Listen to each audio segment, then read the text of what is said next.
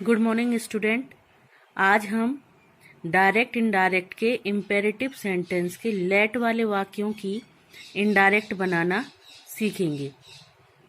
देखिए, direct indirect narration में imperative sentence के इनडायरेक्ट बनाने के जो नियम थे वो हम आपको पहले बता चुके थे। आज हम आपको लेट वाले वाक्य जो इम्पेरेटिव होते हैं उनकी इनडायरेक्ट बनाना सिखाएंगे।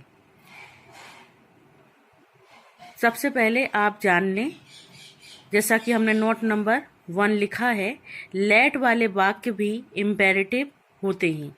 एग्जाम्पल में आप देखेंगे, लेट मी सिट हियर, मुझे यहाँ बैठने दो।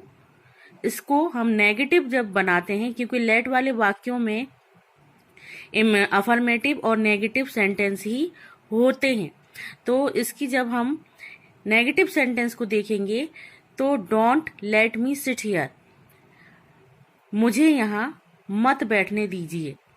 तो देखिए, आपने देखा इम्पेरेटिव सेंटेंस में लेट वाले वाक्य किस प्रकार यूज होते हैं। अब नोट नंबर 2, इम्पेरेटिव सेंटेंस में लेट का प्रयोग 2 प्रकार से होता है।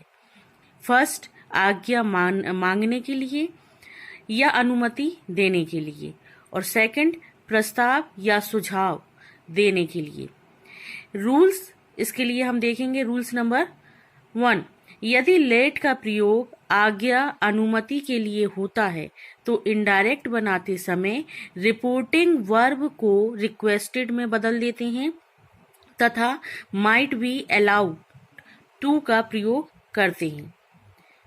यदि लेट का प्रयोग आज्ञा या अनुमति के लिए होता है तो इनडायरेक्ट बनाते समय रिपोर्टिंग वर्ब को रिक्वेस्टेड में बदल देते हैं तथा माइट बी अलाउड टू का प्रयोग करते हैं। एग्जाम्पल देखेंगे, he said to me, comma inverted comma, let me go home, full stop inverted comma close. इसकी जब हम इनडायरेक्ट बनाते हैं तो हमारे नियम के अनुसार क्या हो जाएगी indirect, he requested me, said to को जो हमारी रिपोर्टिंग वर्ब है हमने रिक्वेस्टेड में बदल दिया। कंजंक्शन डेट का प्रयोग करते हुए हमने मी, जो रिपोर्टेड स्पीच का प्रोनाउन था, मी को हमने रिपोर्टिंग वर्ब के सब्जेक्ट के अनुसार बदला, क्योंकि आपको पता है कि फर्स्ट पर्सन सब्जेक्ट के अनुसार बदला जाता है, तो हमने इसको ही कर दिया। और फिर माइट बी अलाउड टू का प्रयोग करते हुए गो होम को जोड़ दिया। तो अब हमारी इनडायरेक्ट क्या बन गई, he requested me that he might be allowed to go home. आगे हम नोट देखेंगे। नोट है, इम्पेरेटिव के नियम अनुसार टू से भी इनडायरेक्ट बना सकते हैं। तो देखिए, जैसा हमने आपको इम्पेरेटिव सेंटेंस के नियम बताए थे कि हम कंजंक्शन डेट के स्थान पर टू का प्रयोग करते हैं, तो उसके अनुसार भी हम इसकी इनडायरेक्ट बना सकते हैं। देखिए, he requested me to let him go home. अब आपने देखा कि हमने टू से भी बनाया, क्योंकि हम आपको पहले ये बता चुके जब हमने आपको एक्टिव पैसिव पढ़ाए थे कि लेट का प्रयोग एज ए वर्ब भी होता है। लेट एक वर्ब है, ठीक है, तो इसलिए हम टू के नियम के अनुसार टू का प्रयोग करते हुए हम इसकी इनडायरेक्ट बना सकते हैं। रूल नंबर 2 है, यदि लेट का प्रयोग प्रस्ताव या सुझाव के लिए होता है, पहले नियम के अनुसार जब अनुमति और आज्ञा के लिए होगा तो हम रिक्वेस्ट का प्रयोग करेंगे और माइट बी अलाउड टू का प्रयोग करेंगे। लेकिन यदि दूसरे नियम के अनुसार प्रस्ताव या सुझाव होता है तो देखिए हमारा रूल क्या कहता है, यदि लेट का प्रयोग प्रस्ताव या सुझाव के लिए होता है तो लेट के बाद अस आता है, और लेटर्स को बदलने के नियम निम्न प्रकार हैं।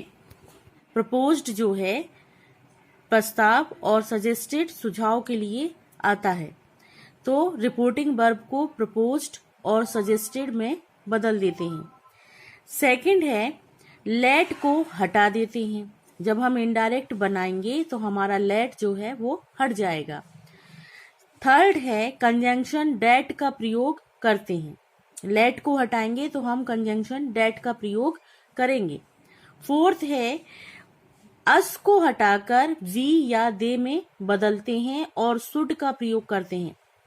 तो देखिए जो हमारा अस है, लेट के बाद जो अस आता है डायरेक्ट स्पीच में, जब हम इनडायरेक्ट बनाते हैं तो लेट अस को हटाकर डेट बी शुड या डेट दे शुड करते हैं।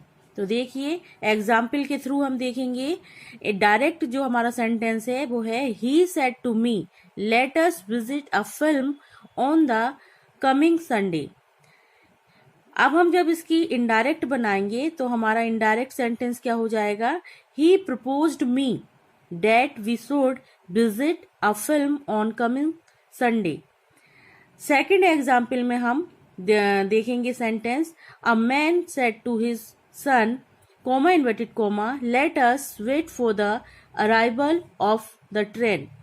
तो देखिए इनडायरेक्ट बनाते समय हमारा सेंटेंस क्या हो जाएगा, a man suggested his son that they should wait for the arrival of the train। देखिए इसके साथ आप नॉट पर ध्यान दीजिए, पर्सन कहलाते हैं। ठीक है, हम रिपोर्टिंग वर्ब के सब्जेक्ट और ऑब्जेक्ट के अनुसार पर्सन को बदलते हैं।